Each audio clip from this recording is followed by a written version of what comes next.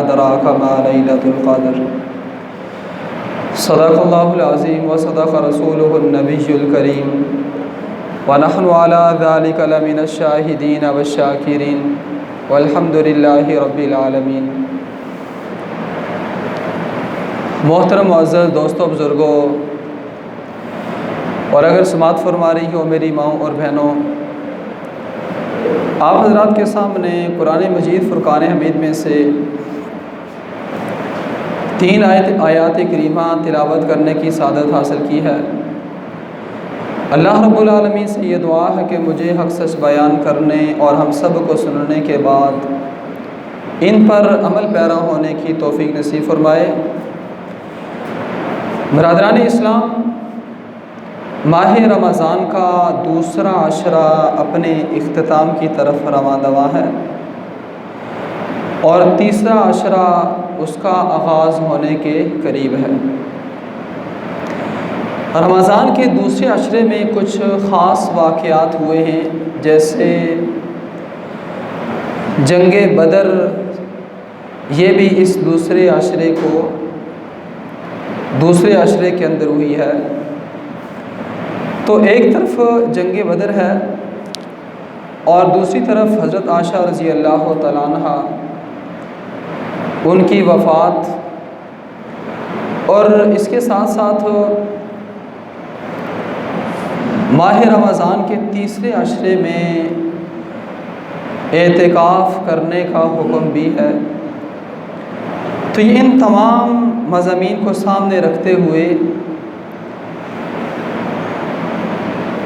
آج کے خطبے کا جو عنوان اور موضوع کا انتخاب کیا گیا ہے وہ ہے اعتکاف، کیونکہ اس سے پہلے آپ نے غزوہ بدر، احد پر تفصیلی سیرت الرسول کی روشنی میں یہ ساری چیزیں آپ کے سامنے پہلے آ چکی ہیں۔ تو آج ہم اعتکاف کے متعلق بات کریں گے کہ اعتکاف کی کتنی قسمیں ہیں اور اعتکاف کہاں کرنا چاہیے، کیسے کرنا چاہیے۔ تو سب سے بنیادی بات تو یہ ہے کہ اعتکاف کی 3 اقسام ہیں، 3 قسمیں ہیں۔ نمبر 1 اعتکاف واجب، نمبر 2 اعتکاف سنت، اور نمبر 3 اعتکاف مستحب۔ اب ان تینوں کی تعریف اور اس کی آگے کچھ تفصیل کہ سب سے پہلا جو اعتکاف ہے وہ ہے اعتکاف واجب۔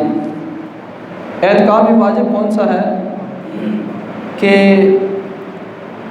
ایک آدمی نے اگر نظر مانی ہے، مثال کے طور پر اس نے کہا کہ اللہ نے مجھے بیٹا دے دیا تو میں 3 دن کا اعتکاف کروں گا، ٹھیک ہے۔ اب کیا ہوگا کہ اللہ نے اس کو بیٹا دے دیا، اب 3 دن کا اعتکاف کرنا اس آدمی پر واجب ہے۔ یا اس نے کوئی اور نظر مانی، اس نے کہا کہ اگر اللہ نے مجھے مکان دے دیا تو میں 1 ہفتے کا اعتکاف کروں گا، یا 2 دن کا کروں گا، یا 1 دن کا کروں گا۔ تو اللہ نے اس کی وہ نظر پوری کر دی۔ اب اس آدمی پر جتنے دنوں کا اس نے وہ نظر مانی تھی، اتنے دنوں کا اعتکاف یہ لازمی ہے، ضروری ہے، واجب ہے اس پر۔ اور کیا ہوگا کہ یہ آدمی نظر کا اعتکاف بھی کرے گا اور اس کے ساتھ روزہ بھی رکھے گا۔ نظر کے اعتکاف میں روزہ یہ لازمی ہے، اس کو کہتے ہیں اعتکاف واجب۔ اور نمبر 2 اعتکاف سنت موقدہ علی الکفایہ۔ یہ وہ اعتکاف ہے کہ یہ رمضان کے آخری عشرے میں یہ اعتکاف کیا جاتا ہے، اور رسول اکرم صلی اللہ علیہ وسلم نے یہ اعتکاف فرمایا بھی اور امت کو کرنے کا حکم بھی دیا۔ تو یہ جو سنت موقدہ علی الکفایہ اعتکاف ہے، یہ رمضان کے آخری عشرے میں اعتکاف کیا جاتا ہے۔ تو عام طور پر جو لفظ بولا جاتا ہے اعتکاف کا، تو اس میں یہی والا اعتکاف ہوتا ہے جو رمضان کے آخری عشرے میں کیا جاتا ہے۔ تو یہ 10 دن کا اعتکاف یہ سنت موقدہ علی الکفایہ ہے۔ سنت موقدہ علی الکفایہ کا مطلب یہ ہے کہ پورے محلے میں سے اگر 2 آدمی بھی اعتکاف کر لیں تو باقی سب کی طرف سے ادا ہو جائے گا، اور اگر کوئی بھی اعتکاف نہ کرے تو پورے محلے کا محلہ گناہ گار ہوگا۔ اب ہوتا کیا ہے؟ ہوتا یہ ہے کہ محلے کے سارے افراد سمجھتے ہیں کہ ہاں ٹھیک ہے، 2 بندوں نے اعتکاف کر لیا ہے، ہمارے سر سے جو وزن ہے وہ ختم ہو گیا ہے۔ وہی بات یہ ہے، دیکھیں ان 2 جنہوں نے اعتکاف کیا ہے ان کی اپنی قبر ہے، ان کی اپنی آخرت ہے، اور اسی طرح جو اعتکاف نہیں کر رہے ان کی اپنی قبر اپنی آخرت ہے۔ ہاں ٹھیک ہے، سنت موقدہ علی الکفایہ کا مطلب یہ ہے کہ باقی لوگ گناہ گار نہیں ہو رہے لیکن ان کو ثواب نہیں مل رہا۔ جو اعتکاف بیٹھے گا ثواب صرف اسی کو ملے گا، جو نہیں بیٹھے گا اس کو نہیں ملے گا۔ تو اس لیے صرف یہ سمجھ لینا کہ ہاں محلے کے 2 بندے اعتکاف بیٹھ گئے ہیں، مجھے بیٹھنے کی کیا ضرورت ہے۔ یہ بات یہ ہے کہ ہر ایک کی اپنی اپنی نیکیاں ہیں، اپنے اپنے اعمال ہیں، تو قیامت والے دن ہر ایک آدمی سے اس کے اپنے اعمال کا حساب ہوگا۔ تو اگر اس اعتکاف بیٹھنے والے کو نیکیوں کی ضرورت ہے، جو بندہ نہیں بیٹھا کیا اس کو ضرورت نہیں ہے؟ کیا اس نے مرنا نہیں ہے؟ اس نے قبر میں نہیں جانا؟ تو دیکھیں پہلے تو ایسے ہوتا تھا کہ زیادہ آدمی اعتکاف بیٹھا کرتے تھے، لیکن اب ہر آدمی سوچتا ہے کہ بس جی ٹھیک ہے 2 بندے بیٹھ کے ہیں تو باقی کیا کرنا ہے۔ اب ہوتا کیا ہے کہ باقی سارے لوگ اپنے کام کاج مصروفیت کے اندر مشغول ہیں، تو اس مصروفیت میں لگ کر اعتکاف جیسی ایک زبردست عبادت کو چھوڑ دیا ہے۔ تو اس لیے اس کا ضرور خیال کیا جائے کہ دیکھیں اعتکاف صرف 2 بندے لازمی نہیں ہے، 2 سے اعتکاف ادا تو ہو جاتا ہے، محلے کا جو وزن ہے وہ ختم ہو جاتا ہے، لیکن باقی لوگوں کو بھی نیکیوں کی اشد ضرورت ہے۔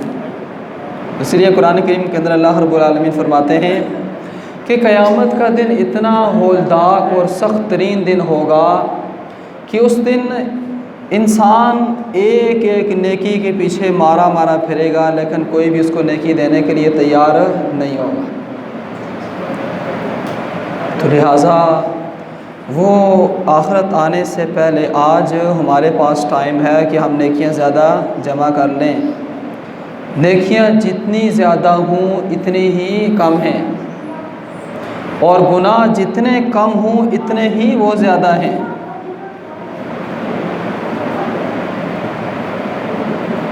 تو پہلے لوگوں کا ایک اعتکاف کی طرف رجحان ہوتا تھا، ہر آدمی کی کوشش ہوتی تھی کہ چلیں اعتکاف بیٹھ جاتے ہیں، لیکن اب صرف وہی 1-2 بندوں پر ہی اکتفا کیا جاتا ہے۔ تو اب یہ جو رمضان کے آخری عشرے کا اعتکاف ہے، یہ 10 دن کا اعتکاف سنت موقدہ علی الکفایہ ہے۔ اگر 10 دن سے کوئی آدمی کم اعتکاف بیٹھ رہا ہے تو یہ اعتکاف مستحب ہوگا، یہ سنت نہیں ہوگا۔ یعنی اس بندے کو ثواب ملے گا، لیکن وہ جو سنت اعتکاف کا ثواب ہے وہ اس کو نہیں ملے گا۔ اب کئی لوگ کیا کرتے ہیں کہ 3 دن کا اعتکاف کر لیتے ہیں، تو ٹھیک ہے 3 دن کا بھی آپ کر سکتے ہیں، لیکن یہ 3 دن یہ مستحب اعتکاف ہے، یہ سنت اعتکاف نہیں ہے۔ سنت اعتکاف وہ 10 دن کا ہے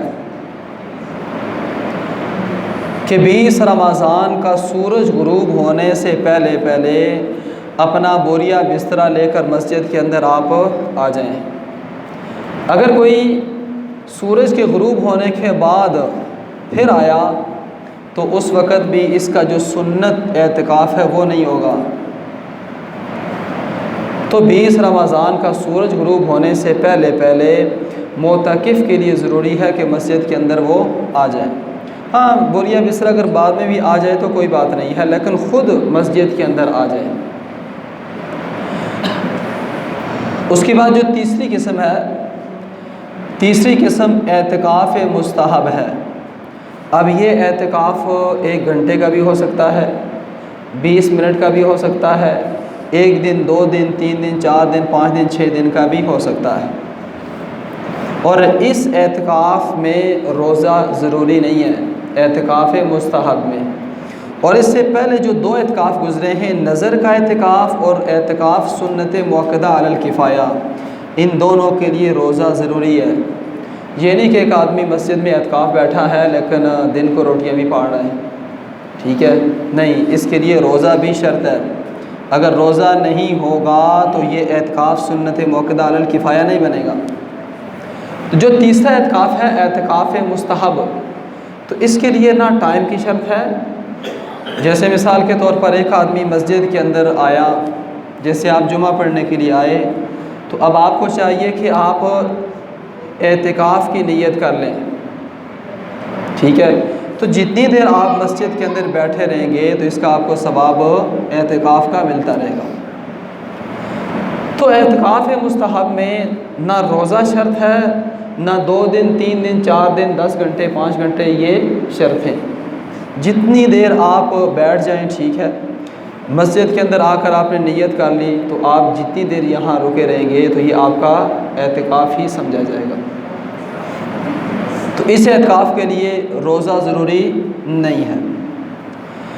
اب اعتکاف کرنے والے کو ملے گا کیا؟ رسول اکرم صلی اللہ علیہ وسلم نے فرمایا کہ جس نے 10 دن کا اعتکاف کیا رمضان کے آخری عشرے کے اندر، ہاں یہ ہو سکتا ہے کہ یہ جو آخری عشرہ ہے یہ 9 دن کا ہو یا 8 دن کا ہو، یعنی عید 29 کی ہو جائے، 28 کی ہو جائے یا 30 کی ہو جائے، تو اگر 28 یا 29 کی ہو رہی ہے تو پھر بھی اس آدمی کو جو اجر و ثواب ہے وہ پورا ملے گا 10 دن کا۔ تو اس کو ثواب ملے گا کیا؟ رسول اکرم صلی اللہ علیہ وسلم نے فرمایا کہ جس نے اخلاص کے ساتھ، اخلاص سب سے ضروری چیز ہے کہ اللہ تعالیٰ کے لیے کوئی عمل کرنا، کہ جس آدمی نے اخلاص کے ساتھ 10 دن کا اعتکاف کیا، کسی کو دکھانے کے لیے نہیں، ریاکاری کے لیے نہیں، اگر اس نے ریاکاری کے لیے 10 دن کا اعتکاف کیا تو پھر اس کو کچھ بھی نہیں ملے گا۔ اور اگر اس نے اخلاص کے ساتھ اللہ کو راضی کرنے کے لیے اعتکاف کیا تو فرمایا اللہ اس کو 2 حج 2 مقبول عمرے اور 40 دن اسلام کی سرحد کا پہرا دینے والے کے برابر اجر و ثواب ملے گا۔ اب جو 40 دن اسلام کی سرحد کا پہرا دیتا ہے اس کے بارے میں حدیث میں آتا ہے کہ یہ اللہ اس کے گناہ ایسے معاف کر دیتے ہیں، یہ ایسے ہو جاتا ہے کہ جیسے ایک چھوٹا بچہ ہوتا ہے۔ حج عمرے اس کا بھی یہی ہے کہ جو آدمی اخلاص کے ساتھ حج یا عمرہ کرتا ہے اللہ اس کے پچھلے سارے گناہوں کو ختم کر دیتے ہیں، سارے گناہوں پر پانی پھیر دیتے ہیں، بالکل اس کے اعمال نامے سے اس کا صفایا ہو جاتا ہے، اور یہ بندہ ایسے ہو جاتا ہے کہ جیسے ایک چھوٹا بچہ ہوتا ہے کہ جس کا کوئی گناہ نہیں ہے۔ لیکن اس میں جو بنیادی شرط لگائی ہے وہ اخلاص کی لگائی ہے، نیت کا صحیح ہونا تمام اعمال کے اندر لازمی اور ضروری ہے، ریاکاری دکھلاوا یہ بالکل مقصد نہ ہو۔ لیکن اگر اس کے اعمال کے اندر ریاکاری آ گئی تو اس کا 10 دن جو بیٹھنا ہے وہ بھی کسی کام کا نہیں ہوگا، بالکل وہ 10 دن ضائع چلے جائیں گے۔ اب ایک آدمی جب مسجد کے اندر آ گیا تو اس نے وہ 9 دن یا 10 دن جو آخری عشرہ ہے وہ مسجد کے اندر گزارنا ہے، تو یہ کون کون سے کام کر سکتا ہے، کون سے کام نہیں کر سکتا، تو اس پر 2-3 ضروری چیزیں۔ سب سے پہلی چیز تو یہ ہے کہ یہ آدمی غسل کے لیے، غسل جنابت کے لیے مسجد سے باہر جا سکتا ہے۔ مثال کے طور پر اگر کوئی ایسی مسجد ہے، ویسے تو آج کل ایسی مسجد کوئی بھی نہیں کہ جس کے اندر واش روم اور غسل خانہ یا پانی کا انتظام نہ ہو۔ ہاں پہلے ایسے ہوتا تھا کہ لوگ گھر سے وضو کر کے آیا کرتے تھے اور مسجد میں آ کر نماز پڑھا کرتے تھے، لیکن اب سہولیات زیادہ ہو گئیں اور نمازی ختم ہو گئے۔ اب آپ دیکھیں کہ مسجد کے اندر پنکھے، اے سی، اسی طرح ٹھنڈے پانی کا کولر، وضو، غسل خانہ، یہ تمام چیزیں موجود ہیں، لیکن اس کے باوجود پھر کیا ہوتا ہے کہ لوگ مسجد سے ٹھنڈا پانی بھر کر تو لے کر جاتے ہیں لیکن نماز پڑھنے نہیں آتے۔ کتنی ایک عجیب بات ہے، ٹھیک ہے۔ تو پہلے دور میں ایسے نہیں ہوتا تھا، اس وقت لوگ گھر سے وضو کر کے آتے تھے، لیکن اگر اس وقت بھی کسی جگہ پر اس طرح کی صورتحال ہے کہ جہاں غسل کا انتظام نہیں، تو اعتکاف کرنے والا کہ جس پر غسل فرض ہو گیا ہے، یعنی غسل فرض ہونے کا مطلب یہ ہے کہ اس کو احتلام ہو گیا، اب اس کے لیے ضروری ہے کہ مسجد کے غسل خانے میں جائے، اور مسجد کا غسل خانہ نہیں تو باہر جا کر غسل کر کے آئے۔ ایک تو یہ مسئلہ ہے، اس کے لیے باہر جا سکتا ہے، یہ نہیں کہ اب اسی ناپاکی کی حالت میں مسجد میں بیٹھا رہے کہ او جی میرا اعتکاف ٹوٹ جائے گا۔ نہیں، غسل جنابت سے پاکی حاصل کرنا یہ لازمی ہے، اس کے لیے باہر جانے سے اعتکاف نہیں ٹوٹے گا۔ لیکن اگر ایک عورت نے اعتکاف کیا ہے تو اعتکاف کی حالت میں اگر شوہر نے اس کے ساتھ ہم بستری کر لی ہے تو پھر اس کا اعتکاف ٹوٹ جائے گا۔ تو لہٰذا قرآن کریم نے جو فرمایا نا کہ وَلَا تُبَاشِرُوهُنَّ وَأَنْتُمْ عَاكِفُونَ فِي الْمَسَاجِدِ، کہ مباشرت سے اپنے آپ کو دور رکھو جب تم اعتکاف کی حالت میں ہو۔ تو یہ مردوں کے لیے بھی حکم ہے اور عورتوں کے لیے بھی حکم ہے۔ یہ نہیں کہا جائے گا کہ ہاں عورت گھر کے اندر ہے تو چلیں ٹھیک ہے کوئی بات نہیں ہے، رات کو تو ویسے بھی حلال ہے کوئی مسئلہ نہیں ہے۔ نہیں، اعتکاف کی حالت میں اس صورت کے اندر رات کو بھی جائز نہیں ہے، اور اگر کوئی دن کو کر لے پھر تو ظاہری بات ہے کہ اس پر روزے کا کفارہ بھی آ جائے گا، اور اس کے ساتھ ساتھ جو اعتکاف کی قضا ہے وہ بھی آ جائے گی۔ تو ایک تو غسل کرنے کے لیے معتکف باہر جا سکتا ہے، اور دوسرے نمبر پر کہ اکثر لوگ مسئلہ پوچھتے ہیں کہ ہاں جی ہم اعتکاف میں بیٹھے ہیں، ہم نہائیں یا نہ نہائیں۔ اب دیکھیں ہوتا کیا ہے کہ بعض اعتکاف کرنے والے کیا کرتے ہیں کہ ہر نماز کے وقت غسل خانے میں، ہر نماز کے وقت غسل خانے میں۔ بھائی جب تک آپ پر غسل فرض نہیں ہے تو اس وقت تک آپ نے ہر نماز کے وقت غسل نہیں کرنا۔ ہاں اگر آپ کے جسم میں گرمی کی وجہ سے ایک بو آ رہی ہے تو پھر آپ غسل کر لیں، تاکہ جو باقی نماز پڑھنے والے لوگ ہیں ان کو تکلیف نہ ہو۔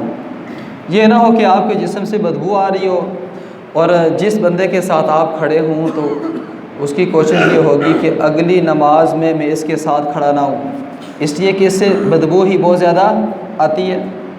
تو لہٰذا اس سے ایک دور ہو کر کھڑا ہو، تو ایسے نہ ہو۔ اور ویسے بھی جمعے کے دن غسل کرنا یہ ایک سنت عمل ہے، تاکہ کیونکہ جمعے کے اندر لوگوں کا رش زیادہ ہوتا ہے، تعداد زیادہ ہوتی ہے، تو اس میں جب ایک آدمی کے جسم سے بدبو آ رہی ہوگی تو اس کے پاس کوئی بندہ بھی نہیں بیٹھے گا، ہر ایک اس سے نفرت کرے گا۔ تو اس لیے جمعے کے دن غسل کرنا یہ سنت عمل ہے، اور غسل کر کے بھی آنا چاہیے، کیونکہ آج کے دور میں نہ پانی کی کمی ہے نہ کپڑوں کی کمی ہے، یہ دونوں چیزیں وافر مقدار کے اندر ہیں۔ تو عام حالت میں بھی یہ کوشش کرنی چاہیے کہ اگر آپ کے کپڑوں سے آپ کے جسم سے بو آ رہی ہے تو اس وقت آپ غسل کر کے پھر نماز پڑھیں۔ ویسے پڑھنا جائز تو ہے، کوئی شک نہیں ہے، لیکن یہ نہ ہو کہ کوئی آدمی آپ سے نفرت کرے، آپ کے پاس نہ بیٹھے۔ تو معتکف بغیر ضرورت کے غسل نہ کرے تو یہ سب سے زیادہ افضل ہے، اور اگر ایک گرمی کی وجہ سے غسل کرنے کے لیے چلا بھی گیا ہے واش روم میں، اب یہ نہیں کہ 10 گھنٹے وہاں لگائے، جتنا ٹائم کم وہاں لگے اتنا کم ٹائم لگا کر واپس آ جائے۔ 2 4 6 لوٹے جسم پر پانی ڈالے اور جلدی سے آ جائے۔ یہ نہیں کہ اب شاور کھولا ہے اور آدھا گھنٹہ شاور کے نیچے جب تک جسم ٹھنڈا نہیں ہوا تو یہاں سے جانے کا نام نہیں لینا، ایسے نہیں کرنا۔ پھر اسی طرح معتکف جو باقی ضروریات ہے، مثال کے طور پر قضاء حاجت کے لیے مسجد سے باہر بھی جا سکتا ہے، اور مسجد کے اندر واش روم سائڈ پر بنے ہوئے ہیں تو وہاں بھی یہ جا سکتا ہے، وضو کے لیے بھی جا سکتا ہے۔ اور معتکف کو چاہیے اپنا زیادہ وقت وضو کے اندر گزارے، کیونکہ اس کو ایک تو اعتکاف بیٹھنے کا ثواب مل رہا ہے، دوسرے نمبر پر باوضو رہنے کا ثواب مل رہا ہے۔ اور یہ معتکف یہ وہ آدمی ہے کہ قیامت والے دن اللہ رب العالمین کے عرش کے سائے کے نیچے اس کو سایہ نصیب ہوگا، اور وہ دن کہ جب سورج سوا نیزے پر ہوگا، اللہ کے عرش کے سائے کے علاوہ کوئی سایہ نہیں ہوگا، اور اس سائے کے نیچے اس اعتکاف کرنے والے کو بھی جگہ مل جائے گی۔ تو کتنی بڑی بات ہے کہ جب لوگ سائے کے لیے ترسیں گے، دائیں بائیں پھریں گے، کسی کو سایہ نہیں ملے گا، تو اللہ کے عرش کے نیچے چند لوگ ہوں گے کہ جن کو سایہ ملے گا، اور ان چند لوگوں کے اندر ایک معتکف اعتکاف کرنے والا بھی ہوگا۔ اسی طرح وہ اعتکاف کرنے والا بعض لوگ یہ ایک عذر پیش کرتے ہیں، وہ جی ہمارے گھر کوئی ایسا بچہ نہیں، کوئی ایسا آدمی نہیں کہ جو کھانا لا کر دے، تو ہم کیا کریں؟ تو یاد رکھیے اسلام نے اس کی اجازت دی ہے، بلکہ آج کے دور میں اس طرح نہیں ہے کہ اگر آپ کسی ہمسائے سے کہہ دیں تو وہ بھی کھانا لا کر دے دے گا، لیکن اگر وہ لا کر نہ دے تو معتکف گھر کے دروازے تک کھانا لینے کے لیے جا سکتا ہے، اندر نہیں جانا۔ یہ نہیں کہ اندر جا کر بیوی کے ساتھ بیٹھ کے گپ شپ شروع ہوگی، چلے جی آدھا گھنٹہ گپ شپ لگا کر پھر واپس آ گیا، تو سب نے پوچھا کہاں گئے تھے؟ کھانا لینے گیا تھا۔ تو کھانا دروازے سے لے کر آ جائے اور وہاں بیٹھے نہ، ٹھیک ہے؟ تو یہ وہ کچھ ضروری چیزیں تھیں کہ جو ضروری مسائل تھے، اور وہ کام کہ جو ایک معتکف اعتکاف کرنے والا کر سکتا ہے۔ اس کے علاوہ یہ نہیں ہونا چاہیے کہ اعتکاف کرنے والا جب مسجد میں اعتکاف کے لیے بیٹھا ہے تو اس وقت محلے کے جتنے بھی اس کے دوست ہیں وہ سارے کے سارے اعتکاف والے کمرے کے اندر، ابھی ایک دوست آ رہا ہے، اس کے بعد دوسرا آ رہا ہے، پھر تیسرا آ رہا ہے، ٹائم خاص کیے ہوئے ہیں، فجر کے وقت ان دوستوں نے ملنے کے لیے آنا ہے، ظہر کے وقت انہوں نے آنا ہے، عصر کے وقت انہوں نے آنا ہے، ٹھیک ہے؟ اب ہو کیا رہا ہے کہ وہ سارے آ کر گپ شپ لگا رہے ہیں، کیونکہ اب گلی محلے کے اندر تو یہ بندہ رہا نہیں، تو گلی محلے کی مجلس ختم ہوگی، لیکن یہ مسجد کے اندر آ کر بیٹھا تو سب دوستوں کو مسجد کے اندر ہی بلا لیا۔ تو ایسا نہیں ہونا چاہیے کہ دیکھیں اعتکاف کرنے والا لوگوں سے ایک الگ ہو کر مسجد کے اندر جب آ کر بیٹھ گیا، اللہ کے گھر میں بیٹھ گیا، تو جیسے اللہ کے گھر میں بیٹھنے کا ثواب ہے، ایسے ہی یہاں غلط کام کرنے کا گناہ بھی ڈبل ہے۔ جیسے کہ حدیث میں اللہ کے نبی صلی اللہ علیہ وسلم نے فرمایا کہ مسجد کے اندر جو آدمی دنیا کی باتیں کرتا ہے تو اس کی نیکیاں ایسے ختم ہو جاتی ہیں جیسے آگ لکڑی کو ختم کر دیتی ہے، اس کی نیکیاں ایسے ختم ہو جاتی ہیں۔ تو اب ظاہری بات ہے کہ جب یہ اپنے دوستوں کو بلا کر میٹنگیں مسجد میں کرے گا تو اس کی نیکیاں باقی نہیں رہیں گی۔ اور پھر اکثر کیا ہوتا ہے کہ اعتکاف بیٹھنے والے زیادہ اپنا وقت وہ موبائل کے اندر صرف کرتے ہیں۔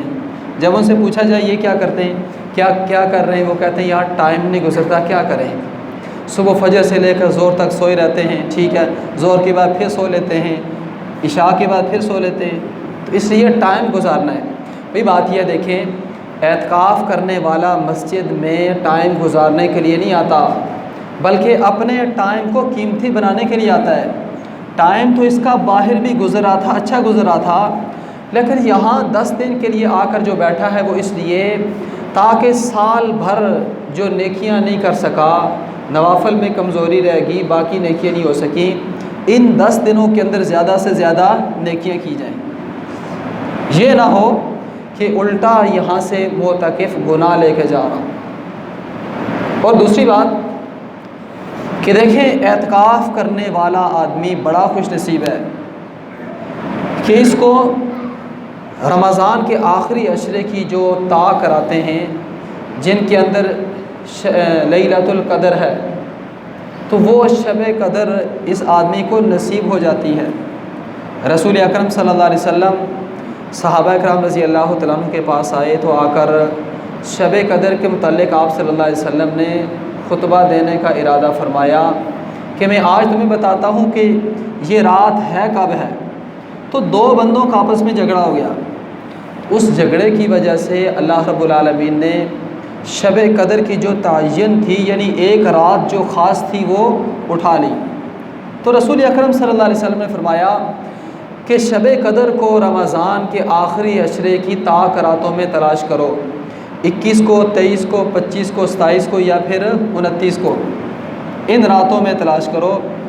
ان راتوں میں سے کوئی رات بھی ہو سکتی ہے۔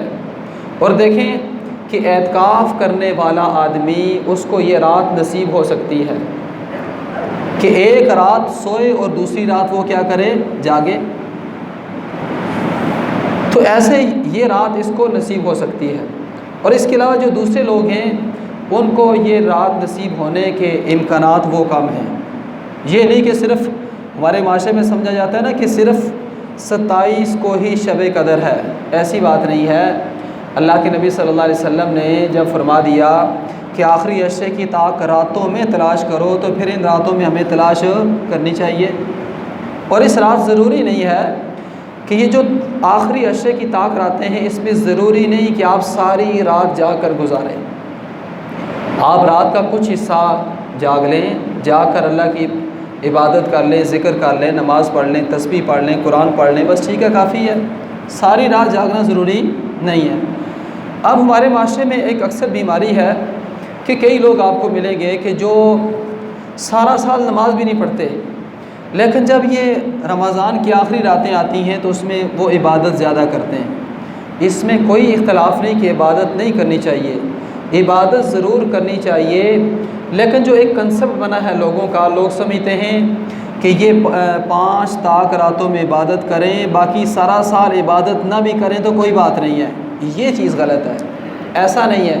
دیکھیں، اگر دن میں 5 نمازیں فرض ہیں تو وہ فرض ہی ہیں۔ ان فرضوں کی جگہ آپ رمضان کے آخری عشرے کے اندر دن رات جاگیں، 1 منٹ نہ سوئیں، ایسا ہو نہیں سکتا ویسے۔ تو اس سے یہ نہیں ہوگا کہ باقی سارا سال کی جو فرض نمازیں ہیں وہ پوری ہو جائے، نہیں، وہ اپنی جگہ پر اسی طرح برقرار رہے گی۔ اس لیے جتنا ہو سکے ان راتوں کے اندر آپ جاگیں، جا کر عبادت کریں۔ تو ساری رات یہ جاگنا ضروری نہیں ہے۔ اور آخری بات کہ معتکف کو ایک نماز سے دوسری نماز کے درمیان جو وقت ہے، یعنی ایک نماز پڑھنے کے بعد اگلی نماز کا معتکف انتظار کرتا ہے، تو اللہ کے نبی صلی اللہ علیہ وسلم نے فرمایا کہ جو آدمی ایک نماز پڑھنے کے بعد اگلی نماز کی فکر میں لگا رہتا ہے، ایک نماز پڑھنے کے بعد اپنے کام پر چلا گیا، دکان پر بیٹھ گیا، لیکن اس کے دل کے اندر اگلی نماز کی پوری فکر ہے کہ ابھی میں نے جا کر نماز پڑھنی ہے، تو اگلی نماز کا وہ انتظار کر رہا ہے، تو درمیان میں جتنا وقت ہے، اس سارے وقت میں وہ آدمی ایسے ہے کہ جیسے وہ عبادت کر رہا ہے، اس کو اس کا پورا ثواب ملے گا۔ اسی طرح معتکف ایک نماز سے دوسری نماز کے درمیان جو وقت ہے، جس میں یہ عبادت نہیں کر رہا، سویا ہوا ہے، لیکن اگلی نماز اٹھ کر جب یہ پڑھتا ہے تو اس کو بھی اس کا پورا ثواب مل جاتا ہے۔ اسی سارے ساتھی کوشش کریں کہ اعتکاف بیٹھیں۔ دیکھیں ٹائم باہر بھی گزر جائے گا اور اعتکاف کی حالت میں بھی گزر جائے گا، لیکن جو اعتکاف بیٹھ کر ثواب ملے گا وہ باہر رہ کر ثواب نہیں ملے گا۔ دنیا کے کام یہ ختم نہیں ہوتے، یہ کام اس وقت ختم ہوتے ہیں کہ جب بندہ خود ختم ہو جاتا ہے۔ جب بندہ ختم ہو جاتا ہے تو پھر یہ دنیا سے چلا جاتا ہے، تو اس کے پیچھے جتنا نظام ہے وہ سارے کا سارا باقی رہتا ہے۔ انسان غلط سوچتا ہے کہ میں دنیا کے اندر رہوں گا تو سارے کام چلیں گے، میں مر گیا تو دنیا ختم ہو جائے گی، ایسا نہیں ہے۔ تو کسی کے جانے سے کسی کا کام نہیں رکتا، کسی کے جانے سے وقت کسی کے لیے رک نہیں جاتا۔ اس لیے سارے ساتھی اس کی کوشش کریں، یہ نہ سمجھیں کہ بس ٹھیک ہے محلے کے سے ایک بندہ بھی کھڑا ہو گیا، یا اب ہوتا کیا ہے آج کل نوجوان بیٹھتے ہیں اعتکاف میں، لیکن جو بزرگ ہیں وہ کہتے ہیں ہمیں کیا ضرورت ہے اعتکاف بیٹھنے کی۔ یہی بات یہ ہے کہ اگر نوجوانوں کی عبادت کی ضرورت ہے تو ایک جو بوڑھا آدمی ہے اس کو تو زیادہ ضرورت ہے، کیونکہ چانسز ویسے عام طور پر یہ ہوتے ہیں کہ جب بندہ زیادہ بوڑھا ہو جائے تو اس کی جانے کا وقت قریب آ جاتا ہے، لیکن یہ کوئی قاعدہ کلیہ نہیں ہے۔ بعض اوقات کیا ہوتا ہے کہ ایک جوان پوتا دنیا سے جا رہا ہے لیکن دادا بھی بالکل ہٹا کٹا ماشاءاللہ جوان سیٹ ہے، ٹھیک ہے، ایسا دنیا کا ایک نظام ہے، اس لیے سارے ساتھی اس کی کوشش کریں تو انشاءاللہ یہ رمضان کے آخری عشرے کی ساری سعادتیں اور برکتیں ہمیں نصیب ہو جائیں۔ وما علینا الا البلاغ۔